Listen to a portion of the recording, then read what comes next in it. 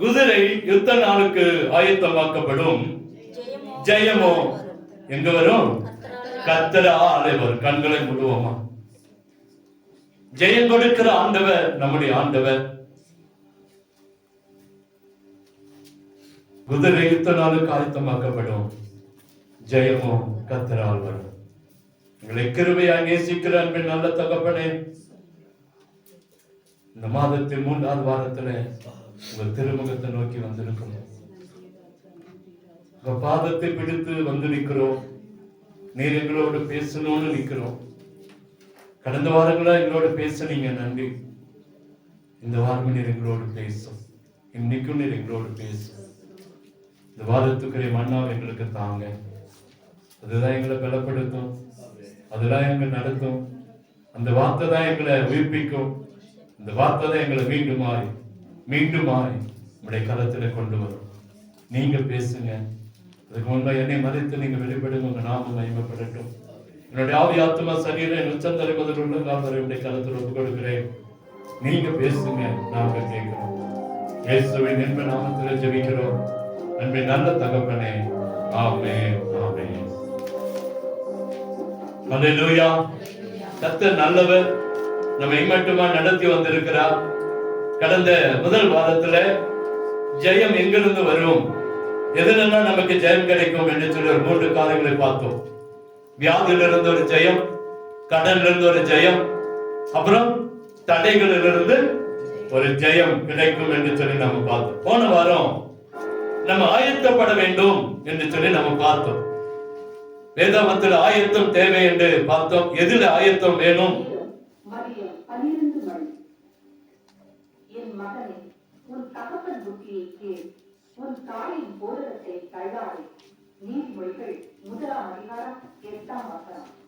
ஏன் ஆயத்தம் தேவை அப்படின்னு பார்த்தோம். இயேசு சீக்கிரம் வருகிறார். நாம் ஆயத்தப்பட வேண்டும். எப்படி ஆயத்தப்பட வேண்டும்? நாம் ஆயத்தம் பண்ணினால் என்ன நன்மை கிடைக்கும்? நாம் ஆயத்தமாக வேண்டும் என்று சொன்னால் என்ன செய்யணும் அப்படின்னு சொல்லி ஒரு சில தலைப்புகள்ல கடந்த வாரம் தேவனுடைய வார்த்தையை நாம் பார்த்தோம். கர்த்தர் நம்மை நடத்தினார்.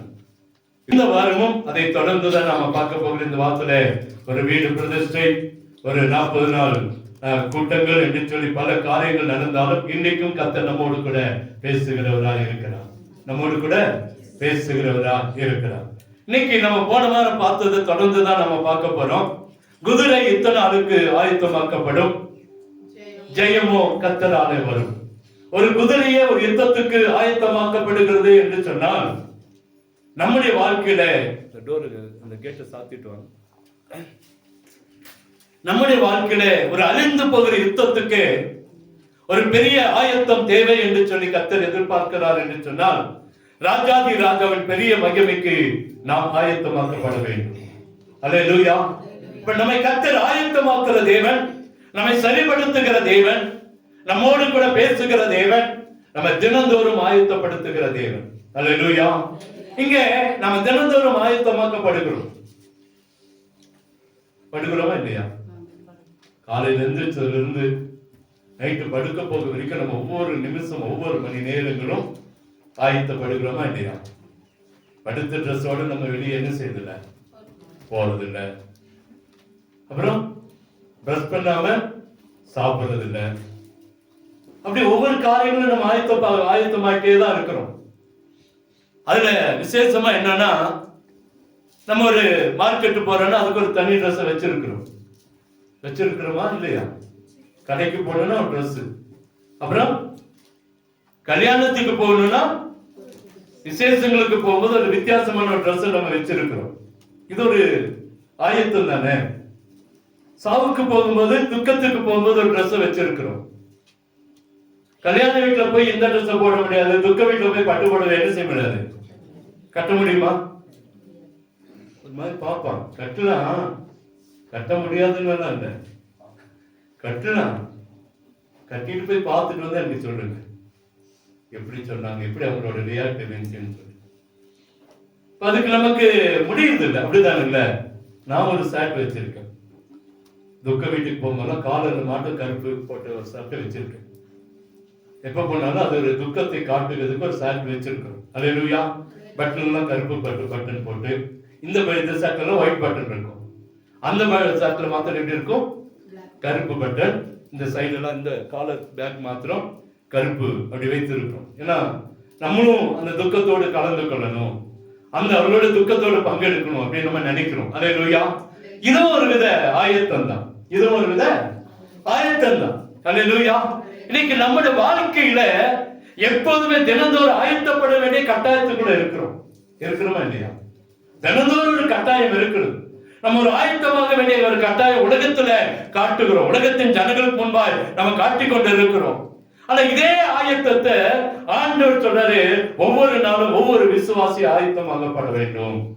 போன வாரம் பார்த்தோம், நீ ஆயத்தப்படு, நீ ஆயத்த. அது நம்முடைய ஆண்டவர் கொடுத்த தலைப்பு. நீ ஆயத்தப்படு. அப்புறமேட்டு பின்னாடி உன்னோட கூட்டத்தை, உன் குடும்பத்தை, ஜனங்களை, சபையை நம்ம என்ன செய்யலாம்? ஆயத்தம் படுத்தலாம். இந்த வாரம் ஆண்டவர் அதே காரியத்திலிருந்து ஒரு சில காரியங்கள் நமக்கு சொல்ல விரும்புகிறார். எடுத்து வாசிங்க. 2 நாளாம் புஸ்தகம் 7ஆம் அதிகாரம் 14ஆம் வசனம். எப்படி நம்ம ஆயத்தமாக வேண்டும், எப்படி நம்ம தேவனுடைய கருத்தில் ஒப்பு கொடுக்க வேண்டும், எப்படி நம்ம தேவ சமூகத்தில் ஜெபிக்க வேண்டும் என்று சொல்லி ஒரு காரியத்தை கர்த்தர் சொல்லி 2 நாளாகும் 7ஆம் அதிகாரம் 14ஆம் வசனம். என் நாமம் தரிக்கப்பட்ட என் ஜனங்கள் தங்களை தாழ்த்தி ஜெபம் பண்ணி என் முகத்தை தேடி தங்கள் பொல்லாத வழிகளை விட்டு திரும்பி அப்பொழுது பரலோகத்தில் இருக்கிற நான் கேட்டு அவர்கள் பாவத்தை மன்னித்து அவர்கள் தேசத்துக்கு சேமத்தை கொடுப்பேன். அல்லேலூயா. இன்னைக்கு ஆண்டவர் நம்மை ஆயத்தப்படுத்த ஒரு சில காரியங்களை சொல்லிக் கொடுக்கிறார். எப்படி ஆயத்தப்படணும் ஒவ்வொரு நாளும்னா அவர் சொல்றாரு, முதல்ல தங்களை தாழ்த்தணும். என்ன செய்யணுமா? தங்களை தாழ்த்தணும். அந்த சொல்ற உங்களை தாழ்த்துங்க. அவர் சொல்ற உங்களை தாழ்த்தி, முதல்ல அவர் சொல்ற காரியம் தங்களை தாழ்த்தி. தாழ்மை உள்ளவனுடைய ஜெபம் கேட்கப்படும். தாழ்மை உள்ளவனை கர்த்தர் உயர்த்துகிற ஆண்டவர். யாரெல்லாம் தாழ்மையா இருக்கிறோமோ அவர்களை கர்த்தர் அங்கீகரிக்கிற ஆண்டவரா இருக்கிறார். தாழ்மை உள்ளவனுக்கோ அவர் கிருபை அளிக்கிறார் பார்க்கிறோம். அல்லேலூயா. முதல்ல அவர் சொல்றாரு, அந்த 2 நாளாம் 7:14 தங்களை தாழ்த்தி, தங்களை தாழ்த்தி. அடுத்தது சொல்றாரு, அவர் முகத்தை தேடுங்க. அவருடைய முகத்தை. அப்ப முதலாவது நாம என்ன செய்யணும்? நம்மளை அர்ப்பணிக்க வேண்டியவர்களா இருக்கிறோம். ஒவ்வொரு நாளும் நம்ம என்ன செய்யணும்? நம்மளை அர்ப்பணிக்கணும். காலையில் எழும்பணும், ஆண்டவரே உமக்கு முன்பாய் நான் இல்லப்பா, உம்மை போல என்னை நான் மாறணும்னா நான் முதலாவது அந்த நான் என்கிறதான நிலைமையிலிருந்து வெளியே என்ன செய்யணும்? வரணும். சுயங்கள் சாகப்படணும். அல்லேலூயா.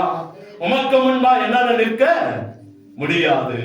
அப்ப அவருக்கு முன்பாய் நிற்கணும்னா நம்முடைய சுயங்கள் உடைக்கப்படணும். நம்முடைய சுயங்கள் உடைக்கப்படும். நம்மளை தாழ்த்தி, நம்மளை எந்த அளவுக்கு தாழ்த்தும். தம்பி பிரபு ஜெபம் பண்ணும்போது ஒரு வார்த்தை நான் சொன்னது கேட்டேன். இப்ப இந்த காலையில இப்ப பிரபு ஜெபமே பண்ணு அப்படின்னு நினைக்கலாம். ஆண்கள் ஜெபத்தில் ஆண்களோடு கூடி நாங்க ஜெபம் பண்ணிட்டு இருக்கும்போது பிரபு ஒரு வார்த்தை சொன்னான், ஆண்டவரே என்ன ஒரு வேலைக்காரனை ஏற்றுக்கொள்ளுங்க. அந்த வார்த்தை உள்ளத்தை அப்படியே தொட்டுச்சு. அந்த வார்த்தை என்ன தொட்டுச்சு. அல்லேலூயா. அப்ப நம்முடைய ஜெபம் தேவ சமூகத்துல நம்மை தாழ்த்தும் பொழுது, எந்த அளவுக்கு நம்ம தேவ கரத்துல ஒப்பு கொடுக்கிறோமோ தாழ்த்துகிறோமோ அந்த அளவுக்கு கர்த்தர் நம்ம ஜெபத்தை கேட்கிறார். அடுத்தது வசனம் சொல்லுது, உங்க முகத்தை, அவர் முகத்தை தேடி. மனுஷனுடைய முகத்தை அல்ல, மனுஷனுடைய முகத்தை அல்ல, மக்கள் பக்கத்தில் இருக்கிறவங்க முகத்தை அல்ல, ஒவ்வொரு நாள் நம்ம ஓனருடைய முகத்தை அல்ல, முதலாளியுடைய முகத்தை அல்ல, பிள்ளைகளுடைய முகத்தை அல்ல, தேவ முகத்தை தேடுகிறா. 2வது இருக்கணுமா? அதான் ஒரு நம்மை ஆயத்தப்படுத்துகிற காரியம். அதிகாலையில நம்ம செய்ய வேண்டிய காரியம். தங்களை தாழ்த்தி தேவ சமூகத்தை தேடி, அவர் முகத்தை தேடி. சமூகம் என்பதை விட அவர் முகத்தை, உலகத்தை தேடி அல்ல, அவர் முகத்தை தேடி தங்கள் பொல்லாத வழிகளை விட்டு திரும்பினார். தங்கள் 3வது கர்த்தர் சொல்ற தங்கள் பொல்லாத வழிகள், பாவ அறிக்கை. நம்ம தேவனுடைய கரத்துல மன்னிப்பு. ஒவ்வொரு நாளும் தேவ சமூகத்துல ஆண்டவரே நம்ம மன்னி, ஆண்டவரே நான் ஒரு பாவி என்று சொல்லி என்னைக்கெல்லாம் நம்ம அர்ப்பணிக்கிறோமோ அப்ப நம்ம ஜெபம் கேட்கப்படணும். அதுதான் உண்மையான ஆயத்தம். முதலாவது தங்களை தாழ்த்தணும், இரண்டாவது அவருடைய முகத்தை நோக்கி பார்க்கணும், மூணாவது என்ன செய்யணுங்க? தங்கள் பொல்லாத வழிகளை விட்டு திரும்பி. அப்ப தேவன் பக்கமா நம்முடைய வாழ்க்கையில நம்முடைய வழிகள் தேவனுக்கு பக்கமாய் திரும்பும் போது, நாலாவது சொன்னாரு, அப்படி ஜெபம் பண்ணினா அவர் என்ன செய்கிறாரா? நம்முடைய ஜெபத்தை கேட்டு நம்முடைய பாவத்தை மன்னித்து சேமத்தை கொடுக்கிறார். மேல லைன்லயே ஜெபம் கேட்டுன்னு வருது. ஆனா இந்த 3 காரியங்களை செய்தாதான் நம்முடைய ஜெபம் கேட்கப்படும். நம்முடைய ஜெபம் என்ன செய்யப்படும்? கேட்கப்படும். அதுல அங்கே மேல வசனத்துல வருது, தங்களை தாழ்த்தி ஜெபம் பண்ணி. நம்ம இன்னைக்கு பார்க்கிறோம், தங்களை தாழ்த்தி அவருடைய முகத்தை நோக்கி பார்த்து தங்கள் பொல்லாத வழிகளை விட்டு திரும்பினால் நம்முடைய ஜெபங்கள் கேட்கப்படும். அல்லேலூயா, அல்லேலூயா. அதுதான் நிதர்சனமான உண்மை. அப்ப நம்ம ஒவ்வொரு நாளும் எப்படி ஆயத்தப்படணும்? நம்மளை தாழ்த்தணும், இரண்டாவது அவருடைய முகத்தை நோக்கி பார்க்கணும், மூன்றாவது தங்களுடைய காரியங்களை அறிக்கை நீங்க பொல்லாத வழிகளை விட்டு திரும்பி நின்னாதான் தேவன் நம்முடைய ஜெபத்தை கேட்டு நம்மை ஒவ்வொரு நாள் ஆயத்தப்படுத்துவார். அந்த நாள் முழுவதும் நமக்கு ஆசீர்வாதமாய் இருக்கும். அல்லேலூயா. ஒரு விமானி நல்ல ஒரு பைலட்டு, நல்ல ஒரு லைட்டை எப்போதும் ஓட்டி ஒரே லைன்ல போயிட்டு இருக்கிறவன், வேற வேற ரூட்ல ஒரே ஒரு ஏரியால போய் கொண்டு இருக்கிற ஒரு மனுஷன் தினந்தோறும் அப்படி போகும்போது ஒரு குறிப்பிட்ட இடத்துல வந்த உடனே அவன் கீழே, அவனுடைய பார்வை தானா கீழே போகுமா. இத அந்த கூட இருந்த துணை, அந்த அசிஸ்டன்ட் விமானி, அந்த கூட இருக்கிறவன் பார்த்துட்டே இருக்கிறான். எப்போது இவரு இங்க வரும்போதெல்லாம் இந்த இடத்தை பார்க்கிறாரு, இவனுக்கு ஒரு டவுட் இருந்துட்டே இருந்துச்சு. எப்ப வந்தாலும் அவருடைய பார்வை தானா கீழே போகுமா. அந்த ஹைட்ல இருந்து எப்போது ஒரு குறிப்பிட்ட இடத்துக்கு வந்தோடனே அவருடைய பார்வை அப்படியே போகுமா. ஒரு நாள் அவன் கேட்டான், சார் நானும் தினந்தோறும் பார்க்கிறேன், நீங்க எப்போதும் நல்லா ஓட்டுற ஆள் தான், ஆனா ஒரு இடத்துல வந்த மட்டும் உங்களோட மைண்ட் எல்லாம் ஒரு மாதிரி டைவர்ட் ஆக பார்க்கிறேன். தினந்தோறும் அந்த இடத்துல வந்த உடனே கீழே பார்க்கறீங்களே, என்ன என்ன இருக்குது அங்க, அப்படி சொல்லுங்க அப்படின்னா. சொல்லிட்டு போனேன், அப்படி தம்பி, நான் வேலை இல்லாத போது, படிச்சுட்டு வேலை இல்லாத போது இந்த பார்க்கறதில்ல, இந்த ஆறு, அது ஒரு ஆறு, இந்த ஆத்துல எப்போதும் நான் மீன் பிடிப்பேன். எப்போதும் நான் இங்கதான் வந்து உட்காந்து என்ன டைம் பாஸ் பண்ணிட்டு இருப்பேன், மீன் பிடிச்சிட்டே இருப்பேன். இன்னைக்கு நான் பைலட் ஆனாலும் எனக்கு அந்த ஞாபகம் என்ன செய்யல, மாறவே இல்லை அப்படின்னா. அப்ப நினைச்சுட்டான், இவன் என்னையா இவன் திரும்பியும் இந்த வேலையெல்லாம் எனக்கு போர் அடிச்சிச்சு, திரும்பி மீன் பிடிக்க போனா நல்லா இருக்கும்னு சொன்னான். இவன் நினைச்சுட்டானா, இன்னொரு முட்டாள் பைலட். ஆண்டவர் உயர்த்தி வைத்திருக்கிறார், உன்னதத்துல வச்சிருக்கிறார். ஆனா தினந்தோறும் இவன் பார்வை எங்க போகுது, கீழே போத. எப்படி இருந்திருக்கும் பாருங்க. அவன் என்ன மாறவே, அந்த மீன் பிடிக்கிறதுல விட்டு அவனோட என்ன செய்வே, மாறவே இல்லை. நம்முடைய வாழ்க்கையில் அநேகத்துல கர்த்தர் நம்மளை உயர்த்தணும், இந்த வருஷத்துல கர்த்தர் நம்மளை மேன்மைக்கு கொண்டு போகணும்னு நினைக்கிறாரு. ஆனா ஒவ்வொரு நாளும் நம்ம ஆயத்தமாக வேண்டியது அவசியம். பழைய நிலைமைகளை மாற்றணும்னு ஆண்டுகிட்ட கேட்கணுமே ஒழிய அதற்குள்ள கடந்து போயிடக்கூடாது.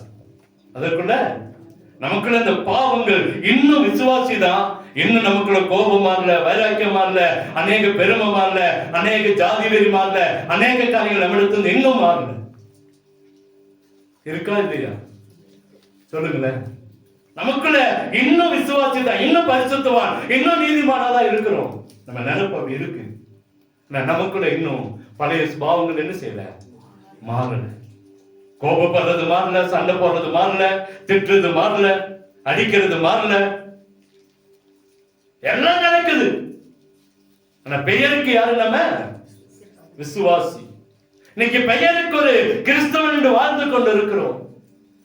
ஒவ்வொரு நாளும் நீங்களும் நானும் ஆயத்தமாக்க வேண்டியது அவசியம். நம்முடைய நிலைமைகளை ஆண்டவர்கிட்ட சொல்லி நம்முடைய காரியங்களை விட்டு வெளியே திரும்பினாதான் நம்முடைய ஜெபம் கேட்கப்படும்.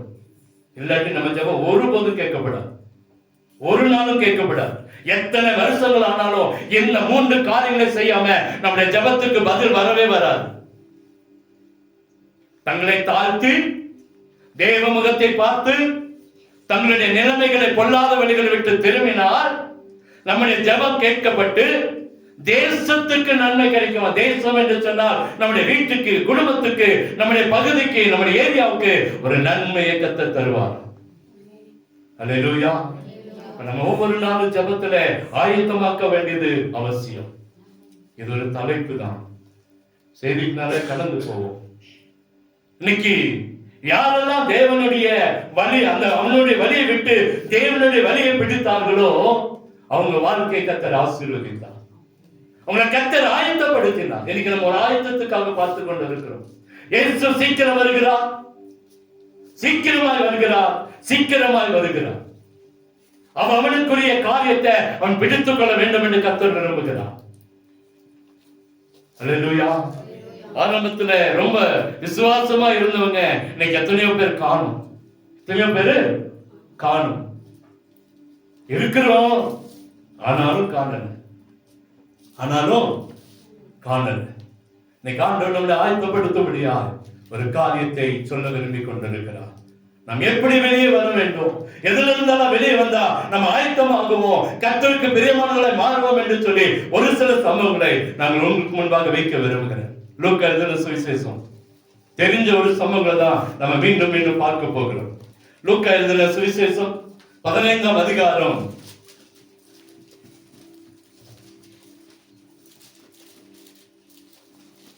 18ஆம் வசனத்தை வாசிப்போமே. நான் எழுந்து என் தகப்பனிடத்திற்கு போய், தகப்பனே, பரத்துக்கு விரோதமாகவும் உமக்கு முன்பாகவும் பாவம் செய்தேன். இனிமேல் உம்முடைய குமாரன் என்று சொல்லப்படுவதற்கு நான் பாத்திரன் அல்ல.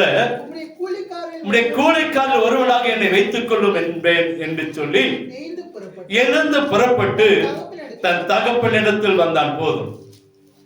இங்கே ஒரு சம்பவம், நமக்கு ஒரு தெரிஞ்ச சம்பவம் தான், நிறைய செய்திகள் எல்லாம் பார்த்துட்டோம். ஆனா இதுல ஒரு சில காரியங்களை கர்த்தர் நம்மோடு பேச விரும்புகிறார், நம்மோடு கூட பேச விரும்புகிறார். என்ன காரியம் அப்படின்னா, அவன் முதலாவது என்ன செய்கிறான் என்றால் 18 வசனத்துல எழுந்தான் என்று சொல்லி பார்க்கிறோம். எழுந்து என்ன செய்தான்? எழுந்து அவன் தன்னுடைய நிலைமையிலிருந்து வெளியே வருகிறதை அங்கே நாம் பார்க்கிறோம். எங்க இருந்த நிலைமை? அவன் தன்னுடைய நிலைமை என்ன, நான் எப்படி இருந்தேன்?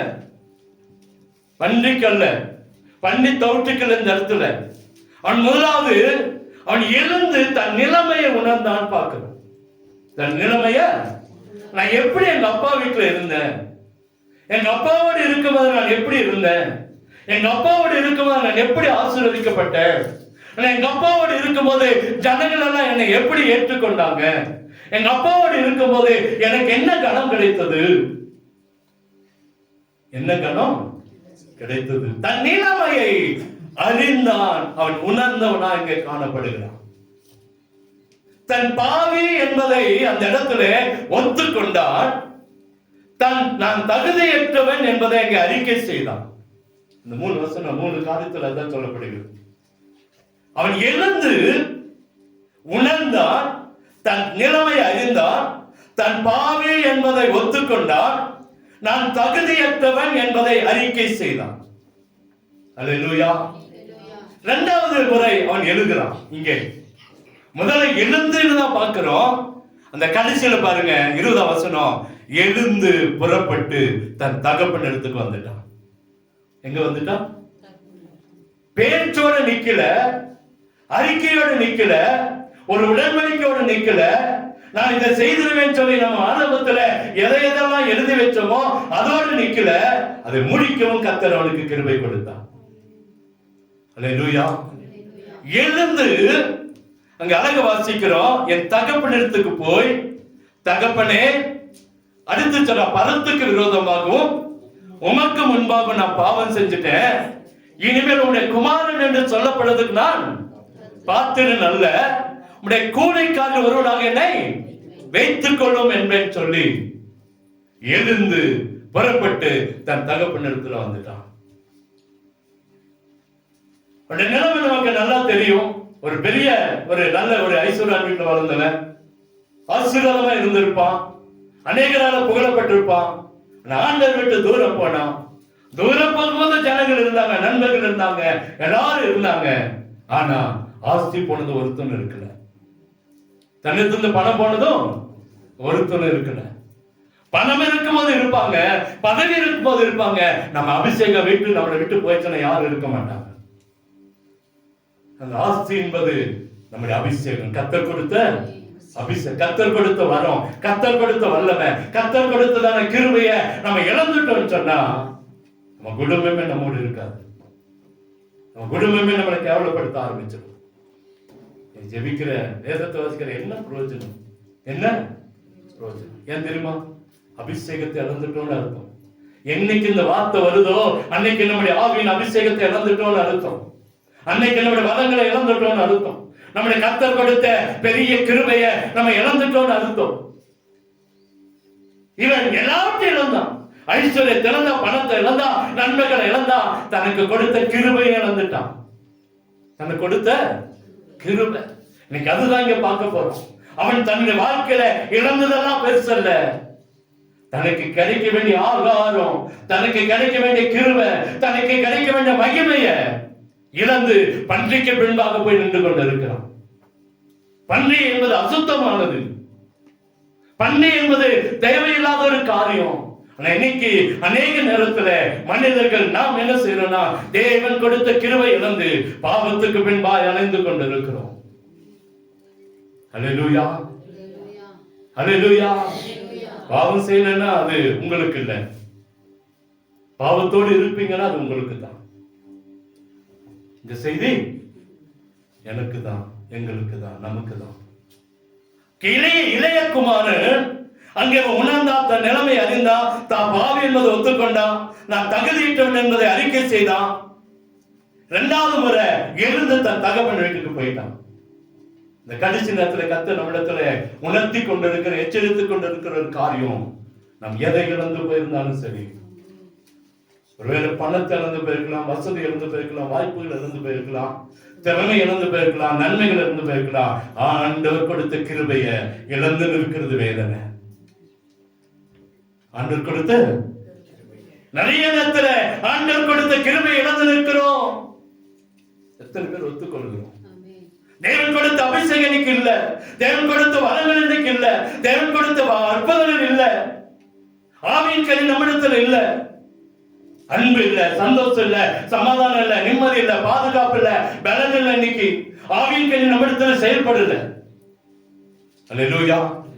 ஆவியின் வரங்கள் இன்னைக்கு இல்ல, அபிஷேகம் இல்ல, இன்னைக்கு ஆவியில நிரம்பி ஜெபிக்கிறது இல்ல. எத்தனை பேர் இன்னைக்கு தாகமா இருக்கிறோம், ஆண்டவர் என்னை நிரப்பணும், என்னை இன்னைக்கு அபிஷேகிக்கணும், எனக்குள்ள ஒரு புதிய அபிஷேகம் எனக்குள்ள ஊட்டப்படணும். பழச வச்சுட்டே இருக்கணும். பழைய அபிஷேகம் இருக்குது, அதை வச்சுதான் ஓட்டிட்டு இருக்கிறோம். அதை வச்சுதான் அன்னைக்கு கிடைச்சிச்சு பாருங்க. 85ல கிடைச்ச அபிஷேகம், இல்லது 90ல கிடைச்ச அபிஷேகம், 2000ல கிடைச்ச அபிஷேகம், அதுதான் இன்னைக்கு நம்மகிட்ட ஓடிட்டு இருக்கு. மனப்பாடம் பண்ணிட்டோம். என்ன பண்ணிட்டோம்? மாறவே மாறாது. இது ஒரு மாறாத பிரமாணம் ஆயிடுச்சு. அந்நிய பாஷை மாறாத பிரமாணம். யாராச்சும் அந்த 85ல இருந்த ஆட்கள் அல்லது 90ல இருந்த ஆட்கள் 2000ல இருந்த ஆட்கள் சபைக்கு வந்தாங்கன்னு வச்சுக்க, நம்ம அன்னைக்கு பேசுற அந்நிய பாஷை, இந்த ஐயா அன்னைக்கு பேசுற அந்நிய பாஷை இன்னைக்கும் பேசுறாரு ஐயா, ஆச்சரியப்படுவாங்க. என்ன பண்ணுவாங்க? ஏன் தெரியுமா? மறக்கவே இல்லை. அன்று சொல்ற பற்பல பாஷைகளை பேசுகிற வரம் நமக்குள்ள வேணும். பற்பல இன்னைக்கு இல்லையே. இன்னைக்கு நமக்குள்ள அபிஷேகத்தை இழந்து போயிட்டோம். அந்த இளைய குமாரன் தனக்கு கிடைச்ச கிருபை இழந்துட்டு அவன் நிலைமை எப்படி மாறிச்சு பாருங்க. தகப்பன்னு சொல்ல மாட்டேன், வேலைக்காரனா போறேன், வேலைக்காரனா போறேன். அருமையான ஜனமே, இந்த நிலைமை நமக்கு வரக்கூடாதுன்னு தான் கர்த்தர் விரும்புகிறார். இந்த நிலைமை நமக்கு வரக்கூடாது. கேட்கணும், ஜெபிக்கணும், நல்லதுதான். அந்த உணர்வு நமக்குள்ள இருக்கிறது. நான் அதை விட இன்னும் கேட்பேன். நான் என்ன தெரியுமா கேட்பேன்? அன்னைக்கு மேஜை மேலிருந்து விழுந்த துணிக்கைகளை நாய்கள் தின்னுச்சே, அந்த மேஜை மேலிருந்து விழுகிற துணிக்கைய எனக்கு கொடுங்க தான் நான் ஒவ்வொரு நாளும் ஜெபம் பண்ணுவேன். என்னுடைய ஜெபம் அப்படிதான். தம்பியாவது இப்படி ஜெபம் பண்றாரு, நான் ரொம்ப இன்னும் கீழே போய் தான் ஜெபம் பண்றேன். அன்று சொல்ல என் பிள்ளைகள் முதல்ல அதை என்ன செய்யட்டும்? திருப்தி அடையட்டும். அவர் சொல்லுவா பாருங்க, ஐயா நல்லதுதான், உங்க பிள்ளைகள் சாப்பிடுறதெல்லாம் நல்லதுதான், ஆனா மேஜிலிருந்து விழுகிற துணிக்கல அந்த நாய்கள் நிற்குமே, நாய்கள் தின்னுமே. அந்த துணிக்க கிடைச்ச கூட நம்மளால கர்த்தரை உயர்த்த முடியும், நம்ம உயர்ந்திருப்போம். அல்லேலூயா. இன்னைக்கு அதையும் இழந்து போய் நிக்கிறோம், அதையும் இழந்து நிக்கிறோம். எத்தனை விதத்துல கர்த்தர் கொடுத்த அபிஷேகத்தை, கர்த்தர் கொடுத்த கிருபையை நம்ம இழந்து இருக்கிறோம். ஆனா இவனோ திரும்பவுமா இருந்தான். இன்னைக்கு ஆண்டவர் கூட என்னை பார்த்து சொல்றாரு, ஆயத்த பண்ண முதலாவது எழுந்து நில்லு. எதை விட்டு எழுதணும்? பன்னிக்கு பின்னாடி போனத, வேசிக்கு முன்பாக போனத, ஆஸ்தி அழிச்சத, அந்த நண்பனோடு சேர்ந்தத, பாவத்துக்குள்ள போனத, அக்கிரமத்துல போனதை விட்டுட்டு எழுந்து நில்லு, அறிக்கை பண்ணு, அதை உணரு, தேவ சமூகத்துல மீண்டும் வா. உனக்கு ஒரு கொழுத்த கண்ணை நான் வச்சிருக்கிறேன். இருந்தா அப்பாட்ட போய் சொல்லிருப்பாங்க, அப்பா அப்பான்னு கூப்பிடுறதுக்கு எனக்கு என்ன இல்லை அருகத ஒரு வேலைக்காரனை வச்சுங்க. ஆனா அங்கே வேலைக்காரனை விட, மகனை விட மேலான கிருபையை கர்த்தர் அவனுக்கு கொடுத்தா. ஏன் தெரியுமா?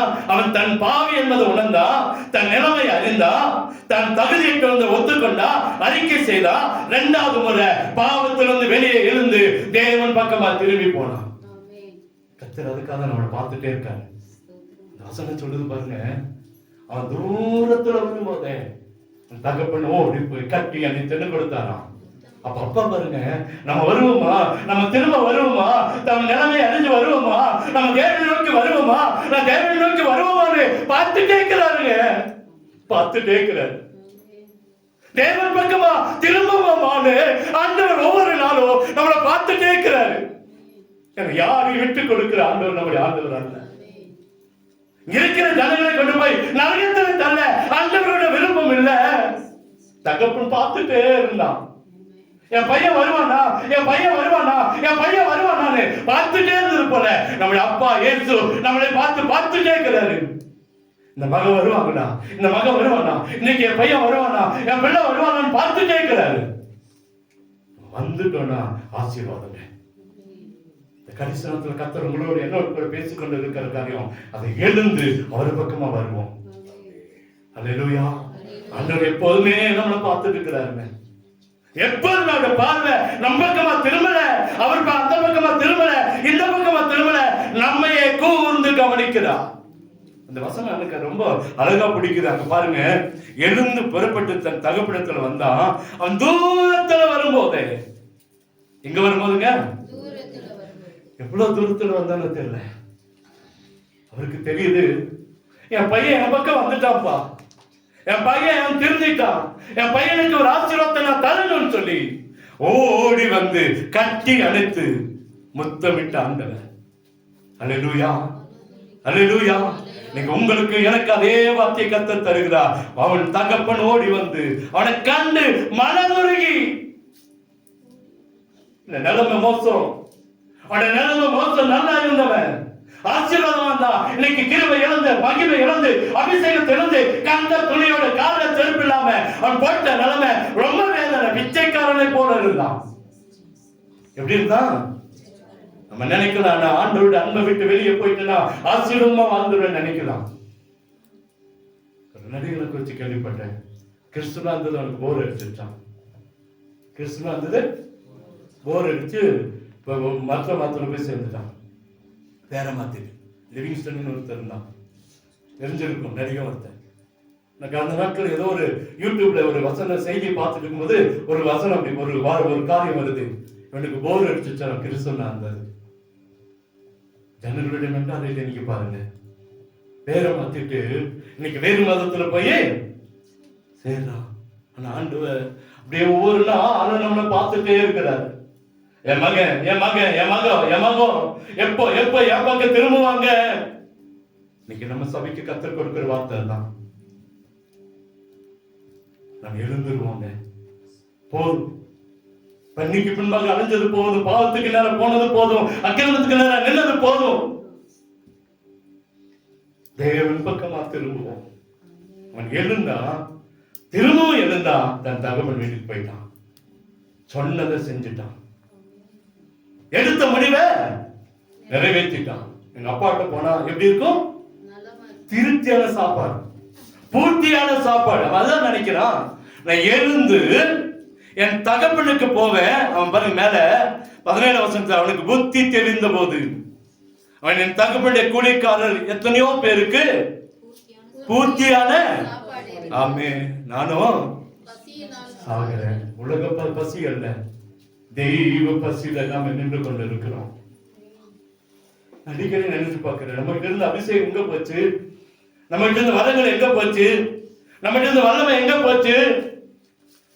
எங்கேயோ இறந்துட்டோம், எங்கேயோ இறந்துட்டோம். திருப்பி ஆண்டவர் விரும்புகிறார், பாப்பா உனக்கு முத்திர மோதிரத்தை தர, கொளுத்த கண்டு அடிக்கிறேன், உயர்ந்த வஸ்திரத்தை தர. இவன் கேட்கவே இல்லை. அடுத்தடுத்த காரியம் நடந்துருச்சு பாருங்க. உடனே அவங்க அப்பா 22 ஊழியக்காரை நோக்கி உயர்ந்த வஸ்திரத்தை கொண்டு வந்து, வஸ்திரம் இல்ல, என்ன கிடைச்சிச்சுங்க? உயர்ந்த வஸ்திரத்தை கொண்டு வந்து இவனுக்கு உடுத்துங்க. அடுத்தது இவன் கைக்கு மோதிரத்தை, கால்களுக்கு பாதரட்சை போடுங்க. அடுத்தது ஒரு பெரிய காரியம் பாருங்க, ஒரு கொழுத்த கண்டை, கொழுத்த கால்நடையை கொண்டு வந்து அடியுங்கள், நாம் புசித்து சந்தோஷமா இருப்போம். ஆண்டவர் நாங்க விரும்புறாரு. பரலோகத்துல சீக்கிரமா இயேசு வரப்போகிறார், இயேசு வருகிறார். நீங்களும் ஆயத்தமாக்கப்பட வேண்டியது அவசியம். எப்படி ஆயத்தமாக்கப்படணும்? நம்முடைய நிலைமையிலிருந்து எந்திரிச்சு, இவன் எப்படி இளையகுமார் சொன்ன தான் உணர்ந்தான், தன் நிலைமை அறிந்தான், நான் எங்க இருக்கிறேன்னு புரிஞ்சுட்டான், தான் பாவி என்பதை ஒத்துக்கொண்டான், நான் தகுதி இல்ல, தகுதி உள்ளவன் அல்ல என்பதை அறிக்கை செய்தான். எழுந்து தன் தகவல் வீட்டுக்கு போயிட்டான், ஆசீர்வாதத்தை பெற்றுக் கொண்டான். இரண்டாவது ஒரு காரியம் எடுத்து வாசிங்க, லூக்கா 22ஆம் அதிகாரம் 61 62.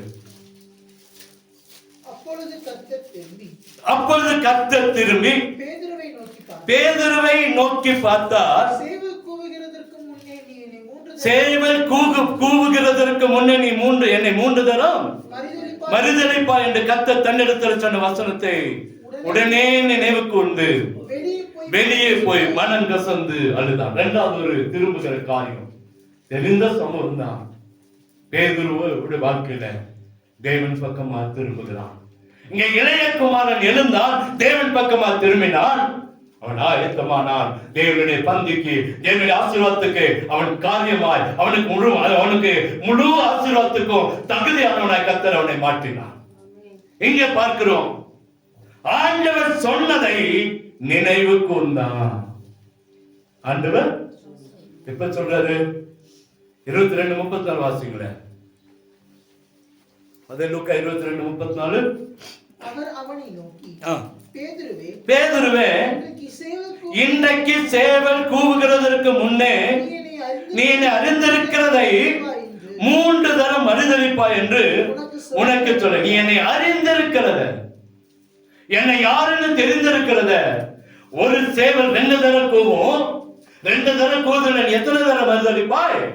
3 தரம் மறுதலிப்பாய். நினைவுக்கு தான் எனக்கு ஆண்டவர் சொன்னது, ஆண்டவர் என்னை பத்தி சொன்னது, ஆண்டவர் எனக்கு சொன்னதை நான் மறந்துட்டேன் இது வரைக்கும். அல்லேலூயா. அவன் நினைவு கொண்டான். ஆண்டவர் நம்மை அழைத்த அழைப்பு மறக்க கூடாது. தேவன் நம்மை தெரிந்து கொண்ட அழைப்பை நீங்களும் நானும் மறந்துடக்கூடாது. பேதுரு மறந்தான். அவனுடைய நிலைமை பாருங்க, தூரத்துல போனா. அவன் இருந்த இடம், அடுத்த வசனம், அடுத்த காரியம் அங்க வாசிக்கும் போது நினைவு கொண்டு வெளியே போனான். வெளியே போனான். எங்க வெளியே போயிட்டான்? ஆண்டவர் விட்டு ஏற்கனவே போயிட்டான். மறுதலிக்கும் போதே ஆண்டவர் விட்டு போயிட்டான். இப்ப எங்க போனான்னா, தன் நினைவு கூர்ந்தா.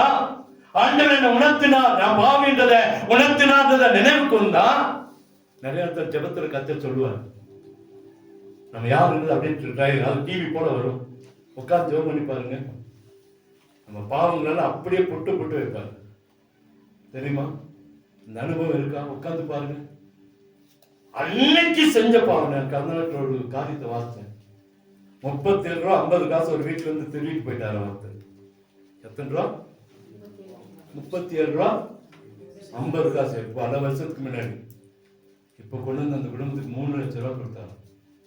எத்தனை ரூபா? உண்மை நடந்ததுங்க.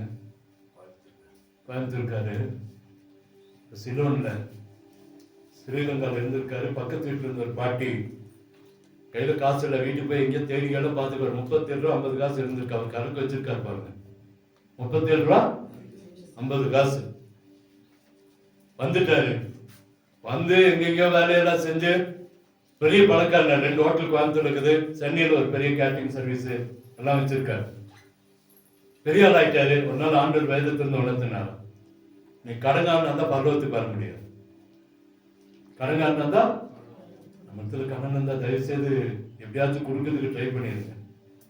ஆண்டவருக்கும் கடை வச்சிடாதீங்க, மனுஷனுக்கும் கடை வச்சிடாது. நிறைய ஆண்டவருக்கு கடை இருக்குது. எனக்கு தெரியும் உங்களுடைய கடன் இல்லைன்னு சொல்லவே முடியாது. ஆண்டவருக்கும் கடை இருக்குது. மனுஷத்துல ஒருவேளை கடன் இருந்தா, ஒருவேளை கடன் இருந்தா சந்தோஷம், கடன் இல்லாம இருந்தா சந்தோஷம். உணர்ந்தாராம். படிச்ச உடனே, இந்த பைபிள் படிச்ச உடனே ஐயோ பயங்கரமா சொல்ல பாருங்க.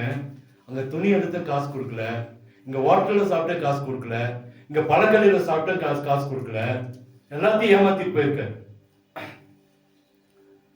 எல்லாத்தையும் கணக்கு வச்சிருக்க. அங்க 2 பேண்ட் துணி வாங்க காசு கொடுக்கல, எல்லாத்தையும் கணக்கு வச்சு முடிஞ்ச அளவுக்கு எல்லா கடனையும் என்ன செஞ்சிடாராம், அடிச்சுட்டா.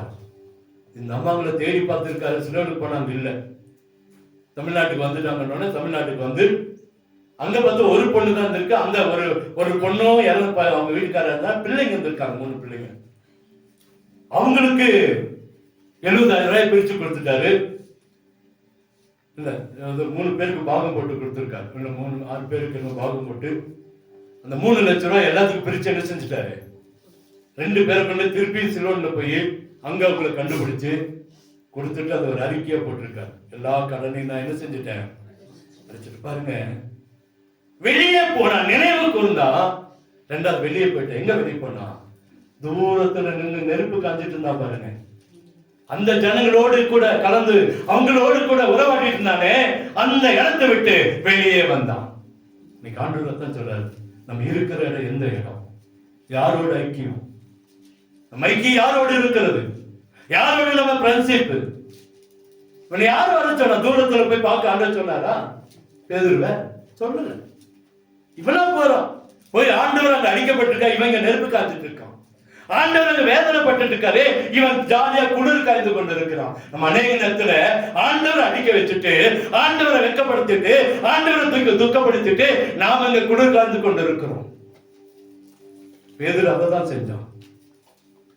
அப்பதான் ஒருத்தி வரா, உன்னை நான் வந்து பார்த்தனே, அவரோடு கூட பார்த்தனே, முதல்ல இல்லைன்றான். இன்னொரு அவனுடைய சொந்தக்காரி ஒருத்து வரா, நீ உன்னை அங்க பார்த்தனே இல்ல. 3வது முறை இந்த மல்கூசோட காதை வெட்டினா பாருங்க. இயேசுவை பிடிச்ச உடனே அந்த உணர்ச்சி வசப்பட்டு தன் கையில் இருக்கிற கத்தி எடுத்து மல்கூச காதை என்ன செஞ்சுட்டான். அந்த அந்த அவனுடைய வீரனை பிடிக்க வந்தவனுடைய அவனுடைய காதை வெட்டிட்டான். அவனுடைய சொந்தக்காரி வந்துட்டான். நீ தானே காதை வெட்டினவன், நீ தானே. அப்பதான் சபிக்கவும் சத்தியம் பண்ணவும் தொடங்கிட்டான். இயேசு எனக்கு யாருன்னு தெரியாது. ஆனா பாருங்க, ஆண்டோட பார்வை பார்த்த உடனே அவன் அதை உணர்றான். ஆண்டவர் எனக்கு சொன்னார் இல்ல, ஒரு சேவல் 2 முறை கூவதுக்குள்ள நான் 3 முறை என்ன செஞ்சிருவேன், மறுதளிப்பேன்னு சொன்னார் இல்ல. அப்படியே அவன் அந்த நினைவு கூர்ந்த உடனே கூட்டத்தை விட்டு வெளியே வந்துட்டான். கூட்டத்தை விட்டு வெளியே வந்துதான் மனம் கசந்து அழுதான். கர்த்தருடைய கிருபையை கர்த்தர் அவனுக்கு கொடுத்தா. நம்ம எங்க இருக்கிறோங்க இந்த கடைசி நாட்கள? நீங்களும் நான் எங்க உட்கார்ந்து கொண்டு இருக்கிறோம்? ஆண்டவர் ஒரு பக்கம் அடிக்கப்பட்டு கொண்டு இருக்கிறார், ஆண்டவர் ஒரு பக்கம் வைக்கப்பட்டு கொண்டு இருக்கிறார், ஆண்டவர் ஒரு பக்கம் கண்ணீர் விட்டு கொண்டு இருக்கிறார். நீங்களும் நானும் குளிர் காய்ந்து கொண்டு இருக்கிறோம். எங்க உட்கார்ந்து? யார் ஆண்டவர் அடிச்சானோ, யார் ஆண்டவரை கொண்டு போய் துக்கப்படுத்துறானோ, யார் ஆண்டவருக்கு விரோதமா எழுப்பினானோ அவன் கூட்டத்தோடு உட்கார்ந்து குளிர் காய்ந்து கொண்டு இருக்கிறோம். ஆண்டு சொல்ல, அங்கிருந்து வெளியே வா, நான் ஆசீர்வதிப்பேன். இதுதான் ஆயத்தம். இருக்கிற இடத்தை விட்டு வெளியே வந்தாலே கர்த்தர் நம்மை ஆசீர்வதிப்பான். கர்த்தர் நம்மை ஆசீர்வதிப்பான். நம்ம எங்க இருக்கிறோம்ன்றதை உணர்ந்து கொள்ளுங்க. அது உணர்ந்துட்டான், அவன் வெளியே வந்துட்டான். நீங்களும் நான் எங்க இருக்கிறோம்? எங்க இருக்கிறோம்? 3வது ஒரு காரியத்தை சொல்லி நான் முடிச்சார். அப்போஸ்தலர் 9:6.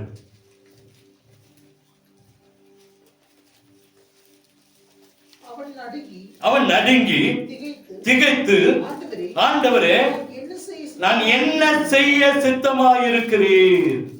அல்லேலூயா. யார் கேட்டா? அப்போஸ்தலனாகிய பவுல்.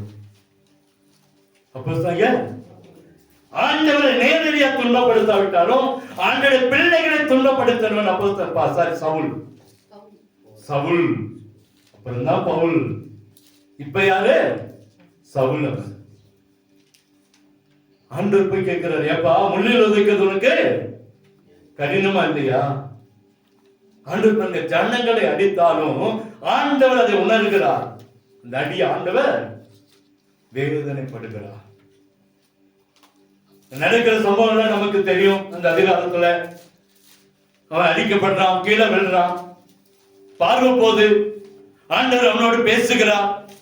பேசின உடனே அவன் ஆண்டவர் என்பது புரியாமையே ஆண்டவர் அவர் சொல்றான், நீங்க இவங்க சித்தம் நான் என்ன செய்ய சித்தமாயிருக்கு. இது வரைக்கும் யாருக்காக ஓடினவன்? ராஜாக்காக ஓடினவன், மந்திரிக்காக ஓடினவன், தேசாதிபதிக்காக ஓடினவன். முதல் முறையா உணர்ந்து சொன்னான், ஆண்டவரே உங்க சித்தத்தின்படி செய்ய எனக்கு கிருபை கொடுங்க, நான் என்ன செய்ய சித்தமா இருக்கிறேன். இது வரைக்கும் நம்முடைய வாழ்க்கையில 340 நாட்கள் இந்த வருஷத்துல முடிக்க போறோம். இன்னும் கொஞ்ச நேரத்துல தேவ சித்தம் இல்லாம ஓடிக்கொண்டிருந்திருக்கலாம். தேவனுக்கு பிரியமில்லாத காரியத்தை செய்து கொண்டிருக்கலாம். இந்த இருக்கிற 16 நாள்ல ஆண்டவர்கிட்ட கேட்போமா, நான் என்ன செய்ய சித்தமாக இருக்கு? கேட்டு பாருங்க, ஆண்டு சொல்லுவார். ஆண்டவர்கிட்ட கேட்டு பாருங்க, நான் என்ன செய்ய சித்தமா இருக்கிறேன். அழகா சொல்றாரு. அவன் உணர்ந்தான். தன்னுடைய மனுஷ அதிகாரத்துல ஜனங்களுக்காக, பணத்துக்காக, பெருமைக்காக, உலகத்துக்காக ஓடி வந்தவன் முதல் முறையா உணர்ந்து கேட்கிறான், நான் என்ன செய்ய சித்தமா இருக்கிறேன். இது வரைக்கும் நம்ம கேட்காட்டி பரவாயில்லைங்க. இப்ப கர்த்தர் ஆயத்தப்படுத்த விரும்புகிறார். மேலே பார்த்தோம், இளைய குமாரன் தேவனுடைய சித்தத்துக்காக ஓடி வந்தான், எழுந்தான், உணர்ந்தான், தன்னை அறிக்கை பண்ணான், அப்பாட்ட வந்துட்டான். பேதுரு தேவனுடைய வார்த்தையை நினைவு கொண்டான், எழுந்து வெளியே வந்து மனம் கசந்து அதுதான் தெய்வ கிருபை பெற்றுக் கொண்டான். முன்னாள் அப்போஸ்தலனாகிய பவுல் சவுலா இருந்தவன இந்த ஒரு வார்த்தை தான் பவுலாய் மாத்துச்சு. யாரா இருந்தவன்? சவுலா இருந்தவன், தெய்வ பிள்ளைகளை துக்கப்படுத்திக் கொண்டிருந்தவன். இந்த ஒரு வார்த்தை அவனை பவுலாய் கர்த்தர் மாற்றினான். நீங்களும் நானும் இது வரைக்கும் சவுலை போல இருக்கலாம். இன்றைக்கு கர்த்தர் நம்மை பவுலாய் மாற்ற விரும்புகிறான். பழங்கால மடக்குவோமா, ஆண்டவருடைய கரத்தில் ஒப்பு கொடுப்போமா. இளையகுமாரன் தேவன் பக்கமாய் திரும்பினான். பேதுரு தேவன் பக்கமாய் திரும்பினான். அப்போது பவுல் தேவன் பக்கமாய் திரும்பினான். குறித்து நிறைய காரியங்களை சொல்லலாம். நேரம் என்ன காரணமாக இதோடு சுருக்கிக் கொள்ள விரும்புகிறேன். அப்போது பவுலை பற்றி நமக்கு தெரியும். அதுக்கு முன்பாக அவனை பல நாடுகளுக்கு கொண்டு போய் கர்த்தர் பயன்படுத்தினார். உங்களையும் பயன்படுத்த, என்னையும் பயன்படுத்த கர்த்தர் விரும்புகிறார். இதுவரைக்கும் இல்லாத ஒரு எழுப்புதல், இதுவரைக்கும் பார்த்திராத ஒரு மகிமையை கண்கள் பார்க்க கர்த்தர் விரும்பி கொண்டிருக்கிறார். ஜனமே, ஐயா, அம்மா, சகோதரர்களே, வாலிபர்களே, வாலிப பிள்ளைகளே, சிறு பிள்ளைகளே, உங்களை பார்த்து கர்த்தர் சொல்லுகிறார். நம்மை பார்த்து கர்த்தர் சொல்லிக் கொண்டிருக்கிற காரியம், ஆயத்தப்படு, ஆயத்தப்படு, இதோ சீக்கிரமாய் வருகிறேன். உனக்குள்ளதை ஒருவனும் எடுத்துக் கொள்ளாதபடிக்கு, உனக்குள்ளதை ஒருவனும் பறித்துக் கொள்ளாதபடிக்கு அதை பற்றி கொண்டு என்று சொல்லுகிறார். கர்த்தர் நமக்கு கொடுத்த அபிஷேகத்தை, கர்த்தர் நமக்கு கொடுத்த வல்லமைய, அபிஷேகம் கிடைக்காத உட்கார்ந்து ஆண்டு அழுது வாங்கிக்கங்க. இந்த வருஷம் முடியறதுக்குள்ள உங்களுக்கு கர்த்தர் அபிஷேகத்தை நிச்சயம் தருவான். நீங்க வாங்கிக்கணும். வரங்களை ஆண்டுகிட்ட கேளுங்க, வல்லமையை கேளுங்க. அத்தனை வரங்களும் நம்மிடத்தில் கர்த்தர் செயல்படுத்துவார். அறிவை உணர்த்துகிற வரம் நமக்குள்ள கர்த்தர் நிச்சயமா தருவான். ஞானமாய் போதிக்கிற வரத்தை கர்த்தர் தருவான். விசுவாச வரத்தை கர்த்தர் தருவார். குணமாக்கு வரத்தை கர்த்தர் தருவார். சுகமாக்கு வரங்களை கர்த்தர் நமக்கு தருவார். அற்புதங்கள் செய்த சக்தியை கர்த்தர் நமக்கு தருவார். அன்னைய தீர்க்க தரிசன வரங்களை கர்த்தர் தருவார். பற்பல பாஷைகளை பேசுகிற வரத்தை கர்த்தர் தருவார். பாஷைகளை வியாக்கியானம் பண்ணுகிற வரத்தை கர்த்தர் தருவார். எல்லாவற்றுக்கும் மேலா ஆவிகளை பகுத்தறிகிற வரத்தை கர்த்தர் நமக்கு தருவார். வரங்கள் நம்ம இடத்துல கிரியை செய்யும். ஆண்டவரே, கருத்தில் ஒப்பு கொடுப்போமா? ஆண்டவரே, இலைக்கும் அந்த தகப்பன் காத்திருந்தது போல, ஆண்டவர் பேதுருவை பார்த்தது போல, அப்போஸ்தலர் பவுலிடத்தில் ஆண்டவர் பேசினது போல நம்மிடத்திலும் காத்து கொண்டிருக்கிறார், பார்த்து கொண்டிருக்கிறார், பேசிக் கொண்டிருக்கிறார். இதை நம்ம உணர்வோம் என்று சொன்னா நம்ம ஆயத்தப்படுவோம். கர்த்தருடைய ரகசிய வருகையில நீங்களும் நானும் எடுத்துக்கொள்ளப்பட கர்த்தர் நம்மை ஆயத்தப்படுத்துவார். கடைசி நாள்ல வந்துட்டோம். கடைசி வாரங்களை வந்து இன்னும் 2 வாரம் தான். இந்த வருஷத்தை முடிக்க போகிறோம். எப்படி போக போகிறோம்? எப்படி போக போகிறோம்? ஆயத்தத்தோட, ஆயத்தம் இல்லாமலா? இழந்து போய் நிக்கிறோங்க. நான் உணர்றேன், ஆண்டவர் எனக்கு கொடுத்ததை நான் இழந்து போய் நிற்கிறேன். ஆண்டவர் எனக்கு சொன்னதை விட்டுட்டு எங்கேயும் உட்கார்ந்து இருக்கிறேன். ஆண்டவருடைய பிள்ளைகளை அங்க துக்கப்படுத்தின ஆண்டோட வார்த்தை வேதனையாய் வருகிறத உணர முடியும். முள்ளில் உதைக்கிறது உனக்கு கடினமா? இல்லையா? கடினமா இல்லையாப்பா? ஏன் உதைச்சுட்டே இருக்கிற? வெளியே வா. பண்ணிக்கு பின்னால் நிக்காத, வெளியே வா. அந்த அரண்மனை உனக்கு சொந்தம் இல்ல, வெளியே வா. உங்களையே நீ பார்த்து கர்த்தர் அழைத்துக் கொண்டிருக்கிறார். காதுள்ளவன் கேட்க கடவன். தேவன் உணர்த்தினார், ஒப்பு கொடுப்போம், கண்ணீர் விடுவோம், கதறுவோம், தேவ சமத்திலே காத்திருப்போம். நிச்சயமா கர்த்தர் நம்மை ஆயத்தப்படுத்தி இருக்க வரைக்கும் ஆசீர்வாதங்களும் நமக்கு நம்முடைய வாழ்க்கை ஓட்டத்துக்கு பின்னாகவும் ஒரு மகிமையான காரியத்தை கர்த்தர் நமக்கு செய்து முடிப்பார். ஒப்பு கொடுப்போமா? நேர்மலங்களை மடக்குவோமா? இணையகுமாரனை போல எழுந்து நிற்போமா? அப்போ நாங்க பேதுருவை போல மனக்கசந்து அழுவோமா? அப்போ நாங்க பவுலை போல என்ன செய்ய சித்தமாயிருக்கிறீர் ஆண்டவரே, நான் என்னை கொண்டு நீர் என்ன செய்ய சித்தம் வைத்திருக்கிறீர்? அர்ப்பணிப்போமா? இந்த வருஷம் முடியும் போது ஒரு வித்தியாசமான சபையா, ஒரு வித்தியாசமானவர்களா கர்த்தர் நம்மை மாற்ற விரும்புகிறார். அதுதான் இப்போதே கொஞ்சம் கொஞ்சமா கனி கொடுக்கும்படி கொடியை சுத்தம் பண்ணி கொண்டிருக்கிறார். எல்லாருக்கும் தான், உங்களுக்கும் எனக்கும் தான். இதை கேட்கிற எல்லாரையும் கர்த்தர் சொல்லுகிற காரியம் கனி கொடுக்கணும். அதுக்காக கர்த்தர் சுத்தம் பண்ணுகிறார். நம்ம ஆயத்தமாகுவோமா? ஒரு கனி கொடுக்காத வாழ்க்கை வேண்டாம், ஒரு கனி இல்லாத ஒரு வாழ்க்கை வேண்டாம். அந்த நாட்டில் உணர்த்தப்பட்ட கனி இல்லாத மரம் தான் பட்டு போச்சு. கனி இல்லாத மரத்தை தான் கர்த்தர் சபித்தார். எதை நல்லா இருந்து பிரயோஜனம் இல்லைங்க. பார்ப்பதற்கு நல்ல வசதியா அல்லது நல்ல ட்ரெஸ்ஸா நல்ல அழகா இருக்கிறது முக்கியம் அல்ல. கனி கொடுக்கணும். உள்ள கனி இருக்கணுங்க. தேடி பார்க்கிறாரு, அங்க கனி இல்ல, இருக்குன்னு தான் வர்றாரு நம்மளை பார்த்து. ஒருபோது நம்ம மரம் பட்டு போயிடக்கூடாது, நம்ம வாழ்க்கை பட்டு போயிடக்கூடாது. சொன்ன உடனே பட்டு போச்சு. சாயங்காலம் வந்து சீசன்ல பாக்குறாங்க, மரம் பட்டு போயிருந்தது, காய்ந்து போயிருந்தது. பயந்து போனாங்க சீசன். போய் ஆண்டுட்டு கேட்கிறாங்க, ஆண்டவரே காலையில தான் சொன்னீங்க, இப்ப போய் பாக்குற அந்த மரம் பட்டு போயிருச்சேப்பா. அந்த நிலைமை நமக்கு வேண்டாம், அந்த நிலைமை நமக்கு வேண்டாம். நம்ம வாழ்க்கை பட்டு போக அல்ல, மீண்டுமா துளிர்க்க கர்த்தர் விரும்புகிறார், மீண்டுமாய் ஆசீர்வதிக்க விரும்புகிறார், மீண்டுமாய் கனி கொடுக்க விரும்புகிறார். இந்த வார்த்தைக்கு அர்ப்பணிப்போம், ஒப்பு கொடுப்போம், கீழ்ப்படிவோம். கர்த்தர் நம்மை உயர்த்தி ஆசீர்வதித்து மேன்மைப்படுத்துவார்.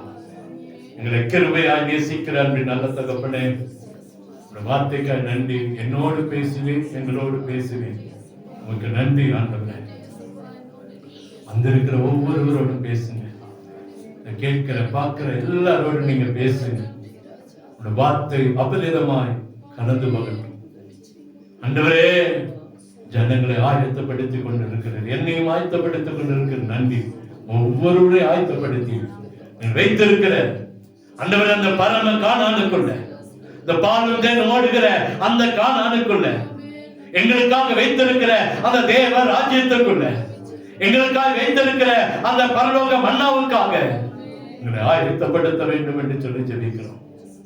எங்களை ஆயத்தப்படுத்தும், எங்களை ஆயத்தப்படுத்தும், எங்களை ஆயத்தப்படுத்தும். வருகையில மாசற்றவர்களாய், குற்றமற்றவர்களாய், உண்மையோடு உள்ளாய், பரிசுத்தவான்களாய் காணப்பட எங்களுக்கு தகுதிப்படுத்த வேண்டும் என்று சொல்லி ஜெபிக்கிறோம். வந்திருக்கிற ஒவ்வொருவரையும் ஆசீர்வதி, குடும்பங்களை ஆசீர்வதி, பிள்ளைகளை ஆசீர்வதி, வேலைகளை ஆசீர்வதி, விவசாயிகளை ஆசீர்வதி, மிருக ஜீவன்களை ஆசீர்வதி, வாகனங்களை ஆசீர்வதியும், வியாபாரங்களை ஆசீர்வதியும், படிக்கிற பிள்ளைகளை படிப்ப ஆசீர்வதியும், கைத்தொழில்களை ஆசீர்வதியும், என்னென்ன காரியங்களை செய்யறாங்களோ எல்லாத்தையும் ஆசீர்வதியும். எல்லாவற்றிலும் நிறைவு, எல்லாவற்றிலும் மேன்மை, எல்லாவற்றிலும் உயர்வு, ஆசீர்வாதங்கள் பருகி பெருகட்டும். அற்புதம் நடக்கட்டும். வனாந்தரங்கள் எல்லாம் வயல்வெளியாய் மாறட்டும். இந்த கிருபை ஊட்டப்படட்டும். அற்புதம் நடக்கட்டும். தேவைகள் சந்திக்கப்படட்டும். நாடு பலவீனங்களை மாற்றி பலத்தால் இடைகட்டும். ஆபத்து, விபத்து, நாசம், வசுகளுக்கு விலைக்கு பாதுகாத்துக்களை ஒவ்வொரு குடும்பத்திற்கு பிரச்சனை, சண்டை, கோபம் எல்லாம் மாறட்டும்.